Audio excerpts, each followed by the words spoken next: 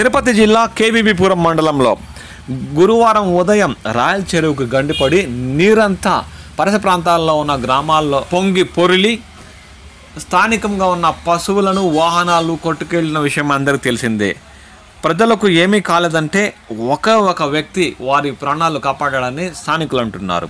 కేవీపురం మండలం ఓలూరు గిరిజన కాలనీకి చెందిన సుందరయ్య రోజు చేపల వేటకు వెళ్తారు. ఇలానే గురువారం తెల్లవారుజామున వెళ్లిన ఆయన చెరువు కట్టకు చిన్నపాటి రంధ్రం పడి ఉండటాన్ని గుర్తించారు. వెంటనే ఉప సర్పంచ్కు సమాచారం ఇచ్చారు. అలా ఉన్నత అధికారులకు విషయం తెలియడంతో చెరువు దిగువ గ్రామాల ప్రజలను అప్రమత్తం చేశారు. ఒకవేళ ఆయన గమనించి ఉండకుంటే ఒక్కసారి గ్రామాల్లోకి వచ్చిన నీళ్లు వేలాది ప్రాణాలు బలుగుని ఉండేవని స్థానికులు ఆందోళన చెందుతున్నారు. ఒక వ్యక్తి సమయస్ఫూర్తితో దిగువ ప్రాంతాల్లోని ప్రజలు ప్రాణాలతో బయటపడ్డారు.